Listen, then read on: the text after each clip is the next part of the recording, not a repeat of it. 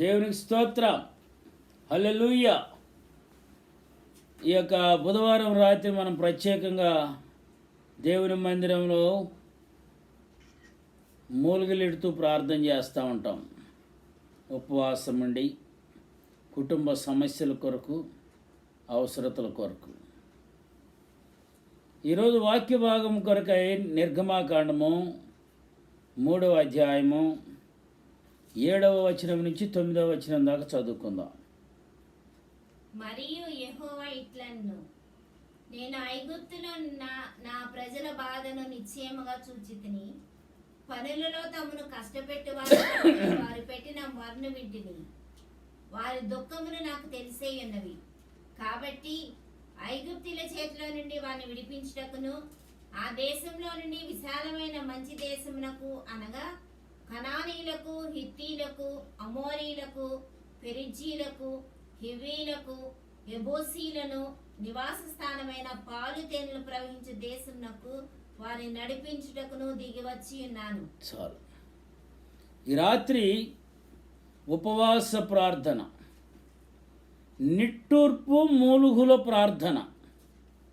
చదివిన వచ్చిన భాగంలో చెప్పశక్యముగాని వేదనలు, బాధలు, శ్రమలు, శోధనలు కలిగినప్పుడు మాటలు వ్యక్తం చేయలేం. మనం చాలా దుఃఖం వస్తుంది, ఏడుపు వస్తుంది, రోధిస్తూ ఉంటాం. మూలుగులు, నిట్టూర్పులు ఉబికి వస్తూ ఉంటాయి.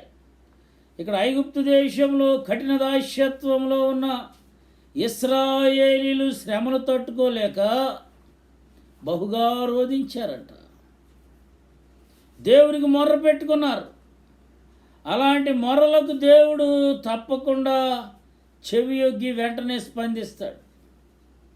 ఐగుప్తులోనున్న నా ప్రజల బాధను నిశ్చయముగా చూచితిని, వారు మూలుగులు వింటిని అంటా ఉంచాడు. వారిని విడిపించడానికి దిగి వచ్చాను.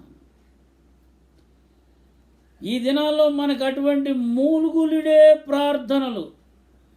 ఐగుప్తీయుల దేశంలో ఇశ్రాయేలీలు రోధించారు వాళ్ళ శ్రమల్లో, వాళ్ళ బాధల్లో. ఇవాళ సంఘాల్లో మూలుగులుడే ప్రార్థనలు. శ్రమలలో, బాధలలో, ఇరుకులలో, ఇబ్బందులలో మన ప్రార్థనలు ఎలా ఉంటున్నాయి? మన ప్రార్థనలు దేవునికి ఇష్టమైనవిగా ఉంటున్నాయా?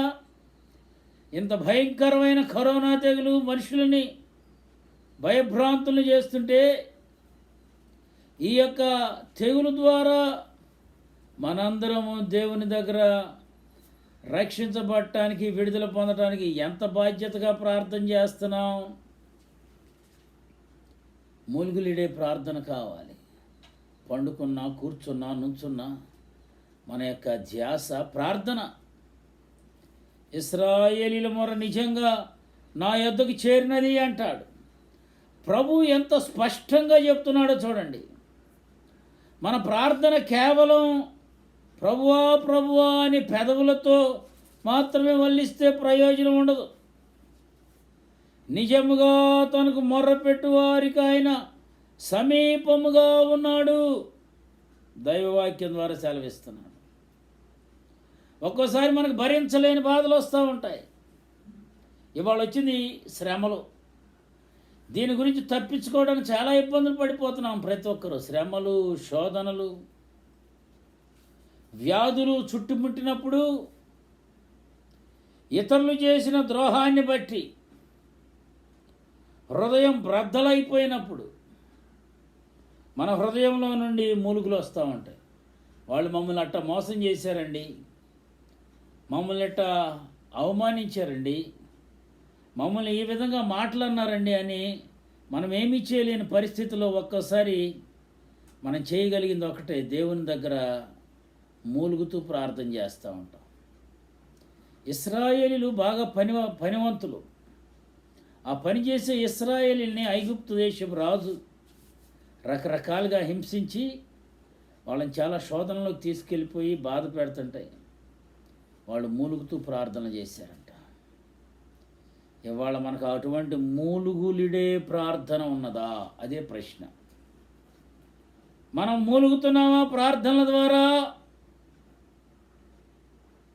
ద్రోహాలను బట్టి వారి యొక్క హృదయం బ్రద్దలైనప్పుడు మన హృదయంలో నుండి మూలుగులు, నిట్టూర్పులు, విరిగి నలిగిన హృదయం ఉచ్చరింప శక్యం కాని మూలుగులతో ఆత్మ నలిగిపోతుంది అంటాడు. కీర్తనల గ్రంథం 12వ అధ్యాయం, కీర్తనల గ్రంథము 12వ అధ్యాయము 5వ వచనం. బాధపడు వారికి చేయబడిన బలత్కారమును బట్టియు దరిద్రులు నిట్టూర్పులను బట్టియు నేనెప్పుడే లేచెదను. రక్షణను కోరుకొని వారికి నేను రక్షణ కలుగు చేసేదనని యెహోవా సెలవిచ్చుచున్నాడు. చాలు. బాధపడే వాళ్ళకి బలత్కారాన్ని బట్టి, దరిద్రుల నిట్టూర్పులను బట్టి నేను ఇప్పుడే లేస్తా. నువ్వు బాధలో ఉన్నావా ప్రియమైన తమ్ముడు, ప్రియమైన సహోదరి, ప్రియమైన సహోదరుడా? బాధల్లో ఉండి ఇంకా ఎంతసేపు దేవుని దగ్గరికి రాకుండా ఉంటావు? నీ బాధల్లో ఉన్న వాళ్ళకి, శ్రమల్లో ఉన్న వాళ్ళకి, ఇబ్బందుల్లో ఉన్నవారికి నా బాధ ఇది అని చెప్పి నోరు తెరిచి దేవునికి చెప్పు. నాకున్న శ్రమలు ఇవి, నాకున్న కష్టాలు ఇవి. ఏదైనా అనారోగ్యంతో మనం డాక్టర్ దగ్గర వెళ్ళినప్పుడు ఆయన ఏం చేస్తాడంటే స్టెథోస్కోప్ గుండె మీద, అదేవిధంగా వెనక వీపు మీద పెట్టి ఒక్కసారిగా గాలి పీల్చుకోమని చెబుతాడు. అంటే అనగా రోగి యొక్క బలహీనతలను కనిపెట్టి చికిత్స చేస్తాడు. అట్లాగే ప్రభువు కూడా మనం మూలిగే మూలుగులను బట్టి, నిట్టూర్పులను బట్టి సర్వం విని ఆయన స్వరాన్ని మనకు వినిపించేటట్టు సహాయం చేస్తాడు. ఆయన స్వరాన్ని విన్నప్పుడు, ఆయన యొక్క ప్రత్యక్షతను చూచినప్పుడు ఎంత వాళ్ళైనా సరే మార్పు చెందక తప్పదు. యేసన్న స్వరమన్నా నీవెప్పుడైనా విన్నావా? యేసన్న స్వరమన్నా అని మంచి పాట. దేవుని స్వరం వింటే మన స్వరాలన్నీ బాగుపడతాయి. మన మూలుగుల శబ్దాన్ని దేవుడు విని ఆయన స్వరాన్ని మనకు వినిపించి సహాయం చేస్తాడు. కీర్తనల గ్రంథము 6వ అధ్యాయము 6వ వచనం నుంచి 8వ వచనం దాకా. నేను మూల్గుచు అలసి ఉన్నాను, ప్రతి రాత్రియు కన్నీరు విడిచుచు నా పరుపు తేలజేయుచున్నాను. నా కన్నీళ్ల చేత నా పడక కొట్టుకొని పోవుచున్నది. విచారము చేత నా కన్నులు గుంటలు పడుచున్నవి. నాకు బాధ కలిగించు వారి చేత అవి చివికి ఉన్నవి. యెహోవా నా రోదన ధ్వని విని ఉన్నాడు. చాలు. దావీదు తన మూలుగులను ప్రభువుకు తెలియజేశాడు. ఎట్లా చెప్తున్నాడు చూడండి అక్కడ. నేను మూలుగుచూ అలసి ఉన్నాను, ప్రతి రాత్రియు కన్నీరు విడుచుచు నా పరుపు తేలజేయుచున్నాను. నా కన్నీళ్ల చేత నా పరుపు కొట్టుకుపోతుంది. యెహోవా నా రోదన ధ్వని విని ఉన్నాడు. మూలుగుల ప్రార్థన అంటే అది. నువ్వెవరివో అట్లాగే బతకాలి. ఒక యవనస్తుడు బాగా ఆవేశంతో దేవుని సన్నిధిలో మోకరించి, ప్రభువా నన్ను మరొక బిల్లీ గ్రహం గారిలాగా చేయి ప్రభువా. బిల్లీ గ్రహం గారు అంటే ఆయన ప్రపంచ ప్రఖ్యాత దైవజనుడు, సామాన్యమైన రైతు బిడ్డ. అనేక లక్షల మందిని దేవుని దగ్గర నడిపించాడు. ప్రపంచంలో ఉన్న అగ్రరాజ్యమైన అమెరికా దేశంలో ఉన్న అధ్యక్షులు అనేక మంది ఆయన చేతి ద్వారా, అంటే ఆయన ప్రార్థన చేసిన తర్వాత అధ్యక్షులుగా ప్రమాణ స్వీకారం చేశారు. నన్ను బిల్లీ గ్రహంలాగా చేయి. 1977 తుఫాన్లో మన దివితాలోకలో కూడా నాగాయలంక దగ్గర సంగమేశ్వరం అనే గ్రామంలో ఆ యొక్క గ్రామం మొత్తాన్ని ఆయన దత్తత తీసుకుని ఆ ఊరు మొత్తాన్ని బిల్లీ గ్రహం నగర్ అని కట్టించాడు. ఇల్లు కట్టించాడు అక్కడ ఆయన. ఆయనలా నన్ను మార్చు ప్రభువా. ఆయనలో నన్ను వాడుకో ప్రభువా అని ఎంతో ఆవేశంతో ప్రార్థన చేస్తున్నాడంట ఒక యవనస్తుడు. అప్పుడు ప్రభు ఇట్లా అన్నాడంట, నాయనా, ప్రపంచంలో నాకు ఒక బిల్లి గ్రహం ఉన్నాడు చాలు, మరో బిల్లి గ్రహం నాకు అవసరం లేదు, కానీ ఇప్పుడు నాకు నువ్వు కావాలి. నువ్వు ఎలా ఉన్నావో అలాగే కావాలి. నువ్వు గొప్పవాళ్లను చూస్తూ వారి వలె వీరి వలె జీవించాలి అని కలలు కంటూ ఇప్పటికే చాలా సంవత్సరాలు చాలా పాడు చేసుకున్నావు. కనీసం ఇవాళైనా సరే నువ్వు ఎవరివో అలాగే జీవించడానికి ఇష్టపడి నా చేతిలో పడితే నేను నిన్ను వాడుకోవడానికి, నా చిత్తాన్ని నీ జీవితంలో నెరవేర్చడానికి సిద్ధంగా ఉన్నాను అంటాడు. మరి నాకు దొరుకుతావా అని అడిగాడంట అప్పుడు దేవుడు. అవును, దేవునికి మనం కావాలి. బలహీనులమైన, అంగహీనులమైన, అవిటి వారమైన, చేతగాని వారమైన, తోటివారి చేత నిర్లక్ష్యం చేయబడిన వారమైనా, ఎవరు మనల్ని సేవలో వాడుకోకపోయినా, నువ్వు ఎవరివైనా ఎటువంటి స్థితిలో ఉన్నా దేవునికి నువ్వే కావాలి. మనం చనిపోయిన తర్వాత నువ్వు ఎందుకని బిల్లీ గ్రహం లాగానో, భక్త సింగ్ గారు లాగానో, అబ్రహాం లింకన్ లాగాను, అపోస్తులైన పౌలులాగా ఎందుకు జీవించలేదు అని యేసయ్య మనల్ని అడగడు. కానీ ఎందుకని కనీసం నువ్వులా జీవించలేదు? మరలా చెప్తున్నా, నేను బిల్లీ గ్రహం గారిలాగా అవ్వాలి, భక్త సింగ్ గారిలాగా అవ్వాలి, పాల్ యాంగిచో గారిలాగా అవ్వాలి అని అనుకుంటాం. మంచిదే కాదంట్లా, కానీ వాళ్ళు అలా జీవించడం వెనకాల వాళ్ళ యొక్క కఠినమైన, కఠోరమైన నిష్ఠాభక్తి ఉన్నాయి. నువ్వులాగానే ప్రార్థన చేసుకో, దేవుడు నిన్ను కూడా గొప్ప సాధనంగా వాడుకుంటాడు. నువ్వు ఎవరోలాగా అవ్వలేదేంటి అని చెప్పి దేవుడు నిన్ను అడగడు. నువ్వు ఎవరినో కాపీ కొట్టొద్దు. నువ్వు ఎవరిలాగానో నడవడానికి, మాట్లాడడానికి, ప్రసంగించడానికి ప్రయత్నం చేయొద్దు. నీ జీవితం, నీ ముఖం, నీ వేలిముద్రలు, నీ మాట తీరు, ఇవన్నీ చాలా విభిన్నమైనవి. దేవుడు నిన్ను నన్ను ఒక ప్రత్యేకమైన వ్యక్తిగా సృష్టించాడు. నువ్వు ఎవరివైనా సరే నీ పట్ల దేవుడు గొప్ప తలంపులు కలిగి ఉన్నాడు. నిన్నుగా వాడుకోగలడు. ఎవరినో నువ్వు అనుసరించాల్సిన పని లేదు. నువ్వు నేను క్రీస్తును అనుసరించాలని ఆయన యొక్క తన అడుగు జాడలను మనకు విడిచిపెట్టి వెళ్ళాడు. 1 పేతురు పత్రిక 2వ అధ్యాయం 21వ వచనంలో ఉంటుంది.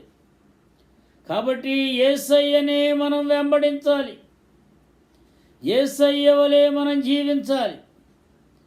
దేవుని చిత్తం పట్ల, మన జీవితం పట్ల దేవుని చిత్తం ఏమై ఉన్నదో తెలుసుకొని దాన్ని చేయటానికి మనం గురి యొద్దకే పరిగెత్తాలి అంటాడు. ఫిలిప్పీ పత్రిక 3వ అధ్యాయం 14వ వచనం. గురి యొద్దకే పరిగెత్తాలి. నాకుంది ఒక టార్గెట్, అనేక లక్షల ఆత్మలను సంపాదించాలి. నా టార్గెట్, నా విజన్ దేవుని కొరకు ఆత్మలు సంపాదించాలి. అలా సంపాదించడానికి గొప్ప గొప్ప దైవజనుల మార్గాన్ని తెలుసుకొని, దేవా నన్ను కూడా బలంగా వాడుకో అని చెప్పి ప్రార్థన చేయాలి. ఆ పరుగు క్రీస్తు వైపుకు చూస్తూ కడముట్టించాలి అంటాడు. కాబట్టి మనం తెలుసుకోవాల్సింది ఏమిటయా అంటే, నువ్వు ఎవరివో వాళ్ళలాగానే జీవించాలి. అంతేగాని ఫలానా ఆయనలాగా నేను చేస్తాను. రోమాపత్రిక 8వ అధ్యాయము 26వ వచనం.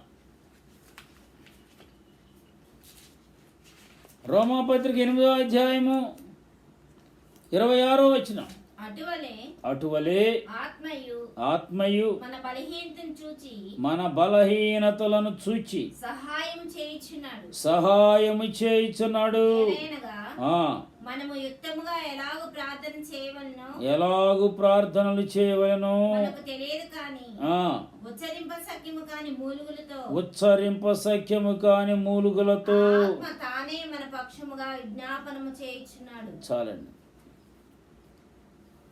మన పక్షాన విజ్ఞాపన చేయు ఆత్మస్వరూపియగు ప్రభువు కూడా ఉచ్చరింప సఖ్యము కాని మూలుగులతో మన కోసం విజ్ఞాపన చేస్తున్నాడంట.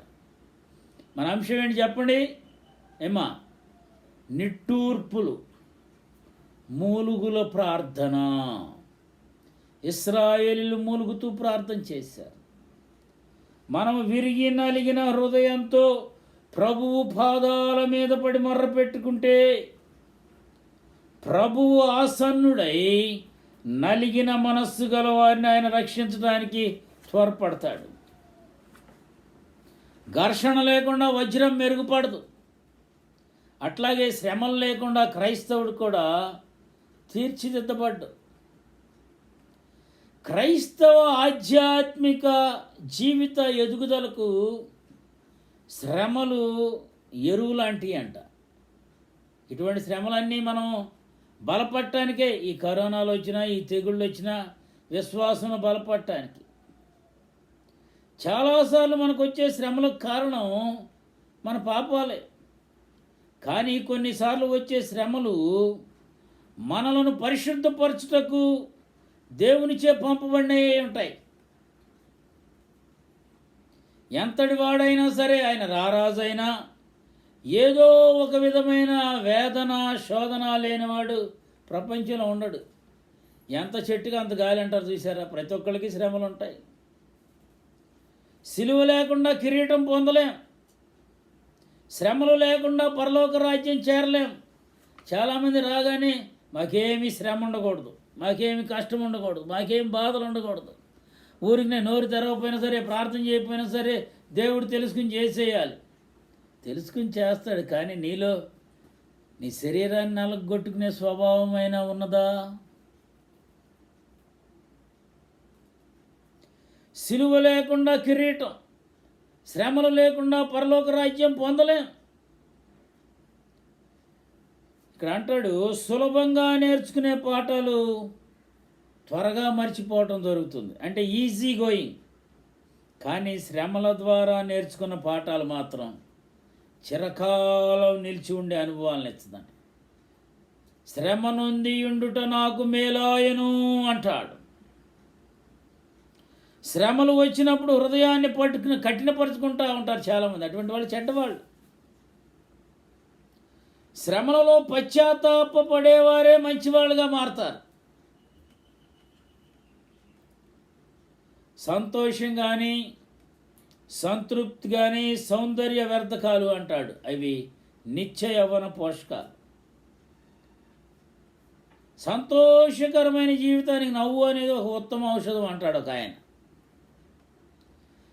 అందరినీ సంతోషపెట్టాలనుకుంటే మనం ఎవరిని సంతోషపెట్టలేం. కాబట్టి నిజమైన ఆనందము వస్తువుల్లో లేదు, మనసులోనే ఉంటుంది. ప్రియమైన దేవుని బిడ్డలారా, నిట్టూర్పులతో మూలుగులుడే ప్రార్థనలు. అనేక మంది ప్రార్థనలు చేయకుండా, యాచనలు చేయకుండా మనం దేవుని దగ్గరికి, ఐగుప్తుల్లో త్రాగే నీరు రక్తంగా మార్చబడింది, ఆ ఏరు కంపు కొట్టింది, ఏటిలోని చేపలు చచ్చిపోయినాయి. మనం చూస్తే తర్వాత చదవండి మీరు, నిర్గమాకాండం 7వ అధ్యాయం 20వ వచనం 21వ వచనం చదువుకుంటే ఎంత జరుగుతున్న బుద్ధిరాల ఫరోకి. ఫరో మనసు మారలా.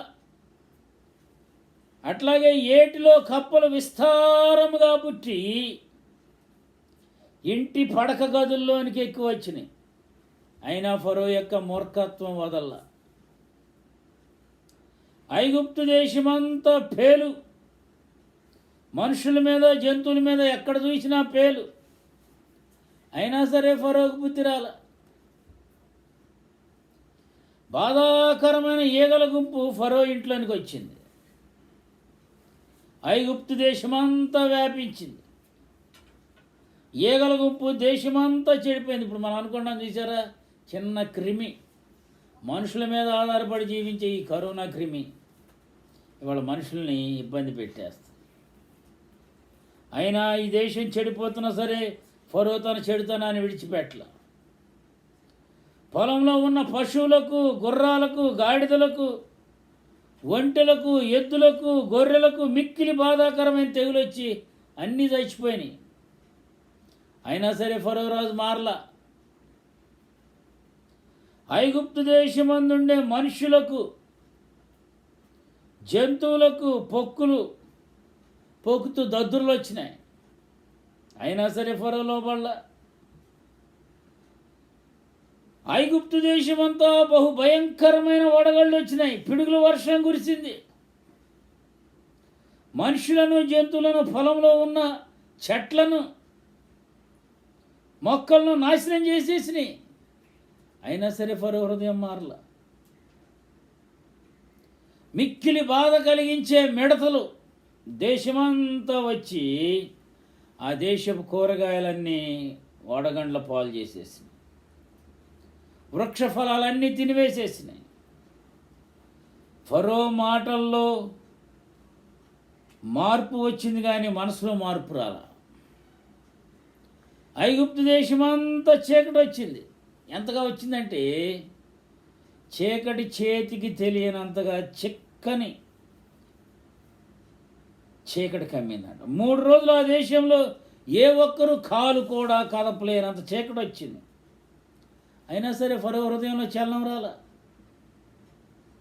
తర్వాత 10వది, ఐగుప్తు దేశమందు తొలిచూలు పిల్లలందరూ, చివరకు ఫరో తొలి కుమారుడు కూడా చచ్చాడు. నిర్గమాకాండం 12:29-30 వచనాల్లో ఉంటుంది. దేశమంతటా మహాఘోష. ఇవాళ మనం చూస్తున్నాం చూసారా, ఎన్ని కేసులు వచ్చినాయి మీ ఊర్లో? పెద్ద ఫోన్లో అందరూ ఇదే, మా ఊర్లో ఇన్ని కేసులు వచ్చినాయి, మా ఇంటి పక్కన ఉన్నాయి, మా వీధిలో ఉన్నాయి. ఒకప్పుడు ఎక్కడో వచ్చిందో అనుకున్నాం, చైనాలోనో ఎక్కడో. ఒక పోయిన సంవత్సరం అంతా ఇతర దేశాల్లో అనుకున్నాం. ఈ సంవత్సరం భారతదేశంలోనే, మన రాష్ట్రంలో, మన ఊరిలోనే బోల్డని కేసులు. ఇందాక చెప్పాను చూసారా, చేపలు చచ్చినాయి, కప్పలు చచ్చిపోయినాయి, పేలు వచ్చినాయి, ఈగల గుంపులు వచ్చినాయి, పశువులు, గుర్రాలు అన్నీ చచ్చిపోయినాయి, మనుషులకు, జంతువులకు పొక్కులుగా వచ్చినాయి.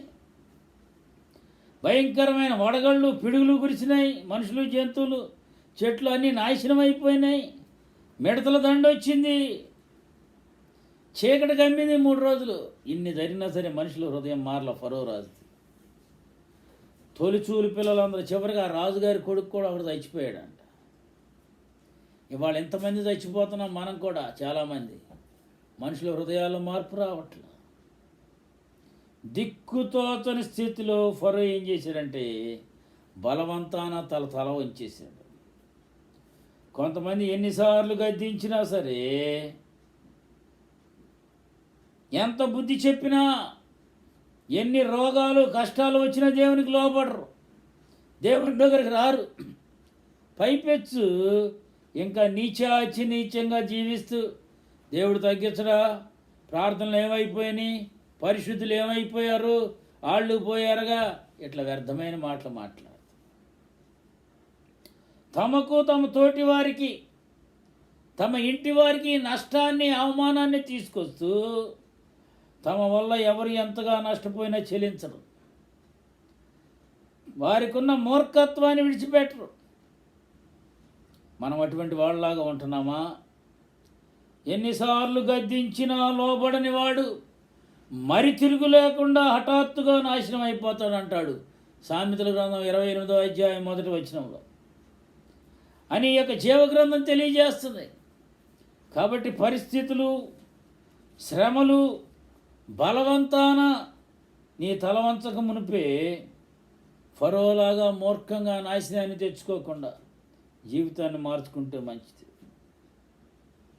ఈ దినాన ఈ కరోనా తెగులు చెప్పాను కదా, ఐగుప్తు దేశంలో 10 రకాల తెగుళ్ళు వచ్చినాయి. ఒక్క తెగులకి మనం భయపడిపోతున్నాం.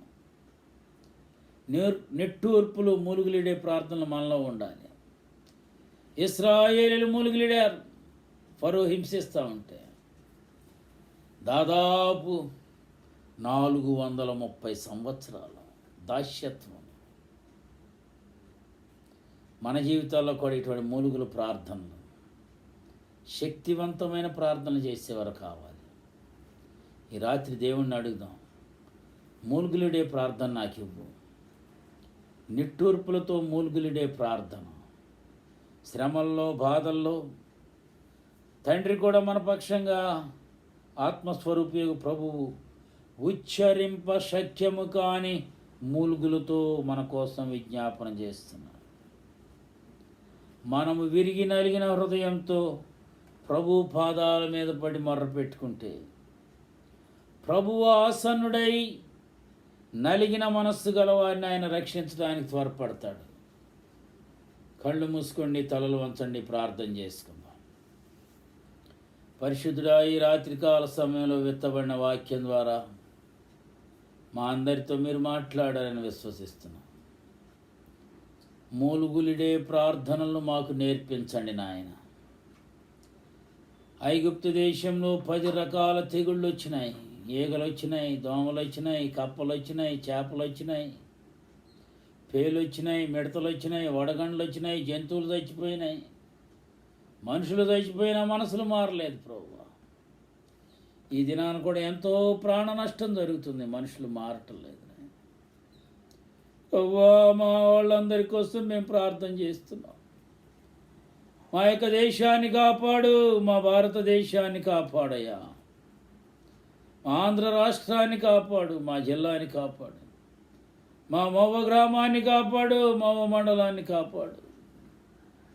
మా గ్రామంలో ఉన్న వారందరికీ రక్షణ కావాలి, మారు మనసు కావాలి. మేము చేస్తున్న ప్రార్థనలు, యాచనలు ప్రభువా నీ దృష్టికి అంగీకారంగా ఉండాలి. అనేక సమస్యలతో ఈ రాత్రుల్లో నీ మందిరంలో నాయన మూలుగులుడే ప్రార్థన మేము చేస్తుండగా ఆ ప్రార్థన నీ దృష్టికి అంగీకారంగా ఉంచమని, చేసిన ప్రార్థనను అంగీకరించండి. ఈ కరోనా అనే మహమ్మారిని, ఈ తెగుల్ని యేసు నామంలో గద్దిస్తూ ప్రభు పేరట మనవి చేస్తున్నాను తండ్రి, ఆమేన్. ఇప్పుడు మన తండ్రి అయిన దేవుని ప్రేమ, కుమారుడైన యేసుక్రీస్తు కృప, పరిశుద్ధ ఆత్మదేవుని నిత్య సహవాసము సన్నిధి మనకును, దేవుని ప్రేమించు ప్రతి బిడ్డకును, ఆన్లైన్లో వీక్షిస్తున్న వారికి, అనేక సమస్యలతో, బాధలతో, గర్భఫలాల కొరకు, ఉద్యోగాల కొరకు, వివాహాల కొరకు దేవుని సన్నిధిలో ప్రార్థిస్తున్న ప్రతి ఒక్కరికి దేవుడు సహాయం చేసి కృప చూపించి నడిపించునుగాక. ఆమేన్. యేసు రక్తమే జయం, శిలువ రక్తమే జయం, అపవాది క్రియలకు నాశనం. ప్రభు యేసు నామమునకు సంపూర్ణ విజయం కలుగునుగాక. Amen, amen, amen. Hallelujah, hallelujah, hallelujah. God bless you. ఈ యొక్క యూట్యూబ్ ఛానల్ ద్వారా బేతేల్ మినిస్ట్రీస్ మోవా ఈ యొక్క ఛానల్ సబ్స్క్రైబ్ చేసుకోండి, లైక్ చేయండి, షేర్ చేయండి. God bless you.